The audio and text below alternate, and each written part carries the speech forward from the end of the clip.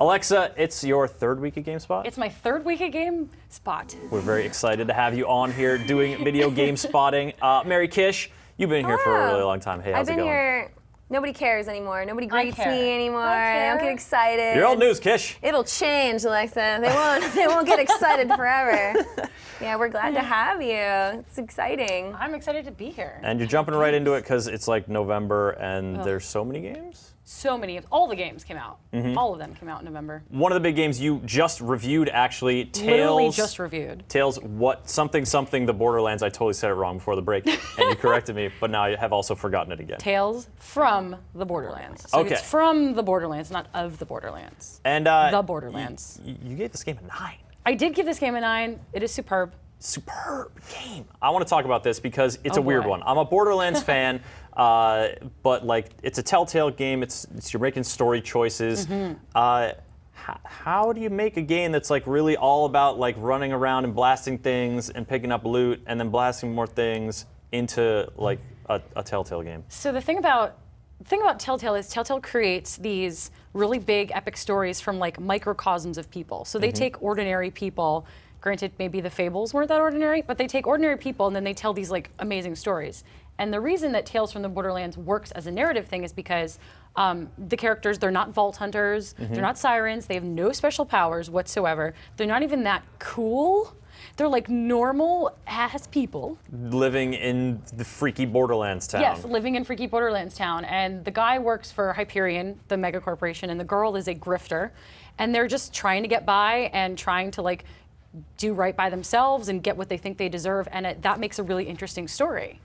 So much of the Borderlands world is like it's got character, right? It's got, I mean, it's colorful. There's all sorts of strange creatures and all sorts of weird people whose dialogue is amusing or terrifying or whatever.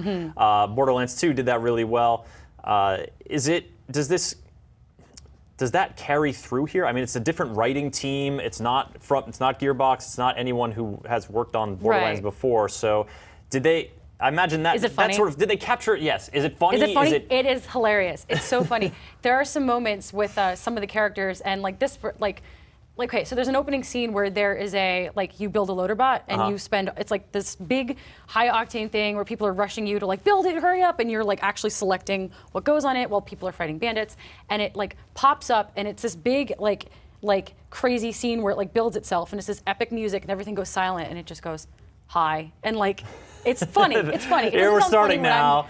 Hey guys, this is just my life. But like it's funny. Like there's like little like conversational gems. Like the banter between the characters is really well done. Like I love the dialogue. It's very much a Telltale game, but it's definitely Borderlands humor.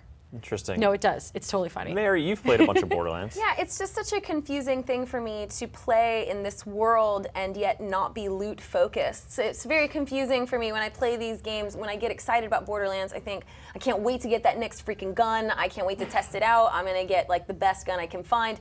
But there's no loot in this game. What am I doing? What is my reason to exist? It's emotional loot, Mary. What? It's emotional you loot. Purple and You're rare, looting emotion. Do I get rare emotions? So there are like some very specific instances where you're picking up money off of people that you may or may not have like smacked to the ground and then taken all their goods. So there is some traditional looting. But the reward that you get here is the way that they've sort of structured the dialogue for Reese and Fiona, the two main characters. They've written it so that they are two people that are telling their sides of a story. So you don't know, like there is literally no right or wrong answer. You are crafting their story, like crafting who they are as a character, because they're literally blank slates with a bunch of different options. You do shoot a gun. What's it like? Does it go bang?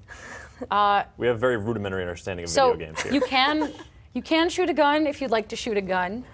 As with Telltale, everything is a matter of choice, so without spoiling anything. Yeah, so that's the key thing with Telltale, and they're sort of, The Walking Dead, which was, game of the year at so many places, so many people loved it. I'm pretty sure you're a huge fan of it. Oh yeah. That it was the choices that sort of defined each episode, but then defined the whole arc. So I guess when you're sort of, when you're talking about Fables, for example, their more recent game, there's a defined arc. There's a story there that they're kind of following within this world, and sort of things happen that are touch points that they maybe include, or maybe they go a different way. But with Tales of the Borderlands, the challenge for them is to help you see that arc for the 5 episodes, but then Yes. also make the first episode satisfying. Yes. Did that happen? Yes. The way that they've done it, they've done the first episode is there's sort of like, so the episode has a boss in it. Without again spoiling, there is a boss character that you actually confront in some way. I feel like that's a Borderlands thing. You're gonna It's a have some Borderlands big thing. bad weirdo that you gotta get by. Yes. or And their big bad weirdo is amazing. He's like this guy, they've shown him in the trailers. He's called Bossa Nova, and he has a speaker on his chest, and he speaks like he like garbles like metal rock or whatever. And then one time you come upon him and it's not on, and he has this like high pitched squeaky voice. So he Nice. and he's blaring techno. It's really cool. So Spaceballs. It's very You Spaceballs. take off this giant helmet and you're just It's like this little loser. This is Rick Moranis. He is the Rick Moranis of Tales from the Borderlands. But no, there are some very big, there's like 2 very distinct action sequences, and they're action sequences in a sense that like you are constantly moving, maybe not, shooting and looting, but you're moving a lot and moving very quickly. I think for me, they were scenes that moved more quickly than like the scenes in The Walking Dead where you're like moving through zombies, or the scenes in The Wolf Among Us where you're beating up someone. Frogs. Beating up frogs. So it was, I think they did it really well. They had a really nice, like, sort of 2 high points, like 2 climactic arcs. That About how worked long really is well. the first episode? 2.5 hours. So not very long at all. But is that Very kind of the long. telltale thing? I don't know. They stick with 90 minutes. Usually it's around 90 minutes, a little Oh, more okay. than that. Yeah. So this one, I think it was long, but I think it ended at the right point. Like, it did a good job setting it up. So now these remaining 4 episodes can really, like, really That's right. do It's the one fun of 5. stuff. There's 5. There's 5. complete. And it's interesting. They let you know from the get-go what you're in for in terms of how much content you'll be getting. Yeah. Do you know when the next one's coming out? No. Usually they come out like with Walking Dead and The Wolf Among Us. It was usually maybe a month and a half to almost 2 months in between episodes. Like this is like they develop live. Like this episode was probably finished last week, and then they decided, okay, we're going to release it next week. They're still working on episode 2. So Telltale does the live development thing where they release the episode when it's ready. It's not all done, and they're just holding it back and waiting to release it. What an emotional roller coaster. Emotional loot. Do you think the tension of developing on such a deadline really feeds into the creating those action sequence tensions? Well, now that they have Borderlands and Game of Thrones, which is coming like That's right. very soon. They've got the new game. They're making their own Game of Thrones, which is sort of it has a character that is sort of in the book, and it's going to involve like we saw leaked screenshots of Cersei Lannister, Tyrion, those characters.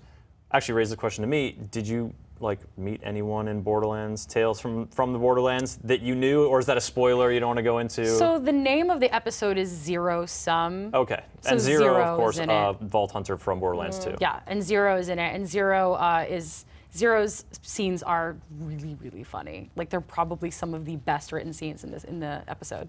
Humor, tense action, emotional loot. Emotional loot. Sounds pretty cool.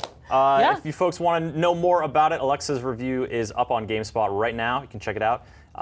And that's Tales from the Borderlands.